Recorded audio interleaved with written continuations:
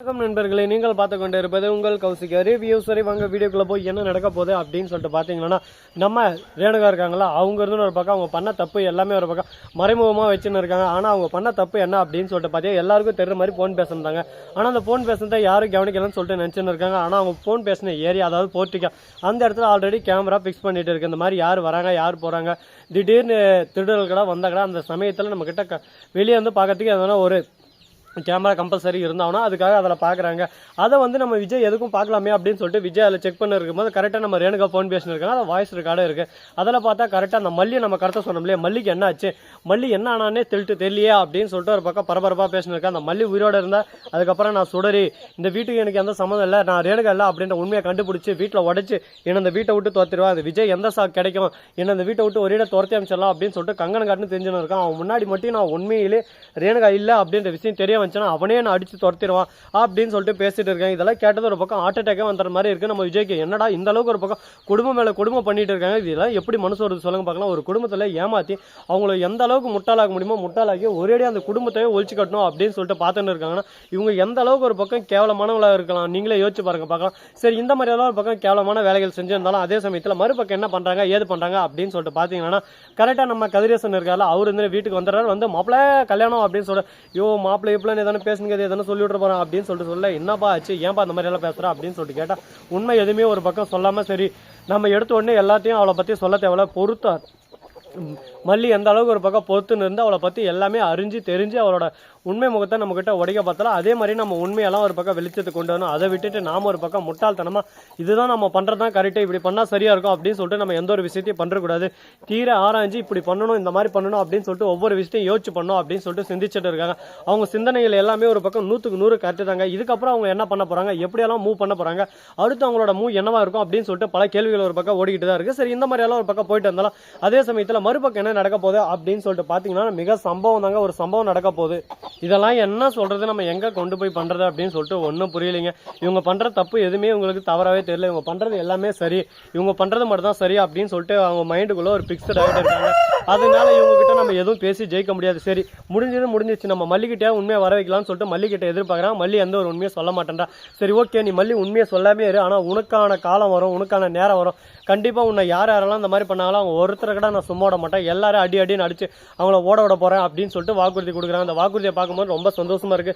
நடந்தா நல்லா தான் இருக்கும் அப்படின்னு சொல்லிட்டு நினைச்சுன்னு இருக்காங்க. அது போல நடக்குமா நடக்காதா, அடுத்து என்ன நடக்க போகுது ஏது நடக்க போகுது அப்படின்ற விரைவான விஷயங்களை கூடிய சீக்கிரம் நம்ம பார்க்க தான் போகிறோம். சரி, அப்படி அடுத்து என்ன நடக்க போகுது அப்படின்னு சொல்லிட்டு பார்த்தீங்கன்னா, கரெக்டாக நம்ம விஜய் இருக்கார்ல, அவர் என்ன பண்ணாரு அப்படின்னு சொல்லிட்டு பார்த்தீங்கன்னா, ரேணுகா கிட்ட போகிறாங்க. போயிட்டு என்ன பண்ணுறாங்க அப்படின்னு சொல்லிட்டு பார்த்தீங்கன்னா, ரேணுகா அந்த மாதிரி உன்னை யாரும் வெளியே தேடி வந்திருக்காங்க அப்படின்னு சொல்லிட்டு சொல்ல உடனே யாருன்னு சொல்லிட்டு கேட்க, திடீர்னு பார்த்தா வெளியே நம்ம சுடரி இருக்காங்களா அவங்கள பெற்றவங்க அப்படின்னு சொல்லிட்டு ஒருத்தர் வந்திருக்காரு. ஆனால் ரேணுகாவை பொறுத்த வரைக்கும் ஷாக்கிங்காக இருக்குது.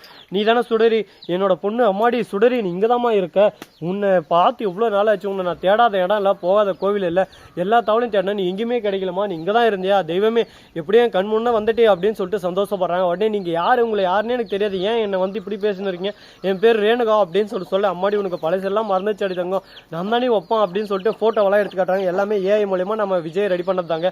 கொஞ்ச நேரம் இருந்து ஆமா நான் சுடரிலாம் உண்மையை ஒத்துக்கிறேன், ஆனால் இவர் என்னோட அப்பாவே இல்லை, என்னோட அப்பா நோர்த்தரு அப்படின்னு சொல்லிட்டு வாயெல்லாம் உண்மையை வர வைக்கணும்னு சொல்லிட்டு தான் காத்துன்னு இருக்காங்க.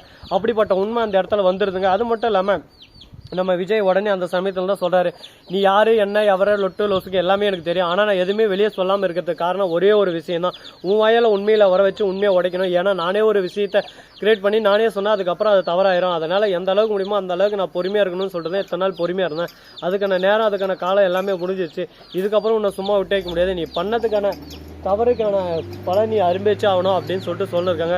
இதை கேட்டது என்ன பேசுறது ஏது பேசுறதுன்னு சொல்லிட்டு தெரியாமல் நான் தவறு பண்ண உண்மைதான், நான் தப்பு பண்ணலனாலாம் சொல்லலை, ஆனால் அதுக்காக என்ன இந்த அளவுக்கு தண்டிக்காதீங்க அப்படின்னு சொல்லிட்டு ஒரு பக்கம் ரேணுகா ரெக்வஸ்ட் கொடுக்குறாங்க. இதோ பார் சுடரி, நீ பண்ணதெல்லாம் மிகப்பெரிய ஒரு தவறு, இதுக்கு மேலே உனக்கு எந்த ஒரு மன்னிப்பும் இல்லை கிண்ணிப்பும் இல்லை, ஒழுங்கு முறையாக நீயா அந்த இடத்த விட்டு காலி பண்ணிட்டா எனக்கு சந்தோஷம், அதை விட்டு என்ன தேவையில்லாமல் வார்த்தையை வர வச்சு நீயா போயிடாத அப்படின்னு சொல்லிட்டு சொல்ல என்ன பேசுறதுன்னு சொல்லிட்டு தெரியாமல் நான் பண்ணது தப்பு தான் அப்படின்னு சொல்லிட்டு மௌனத்தோடய இருக்காங்க. அந்த மௌனம் எந்த அளவுக்கு ஒரு பக்கம் செல்லுபடி ஆகும், இதுக்கப்புறம் வேறு எதுவும் பிரச்சனை வராதா, இது மட்டும் தான் நடக்க போதா அப்படின்னு சொல்லிட்டு பார்த்தீங்கன்னா கூடிய விரைவில் கூடிய சீக்கிரம் இன்னும் நிறைய பிரச்சனைகள்லாம் வர காத்துக்கிட்டு தான் இருக்குது.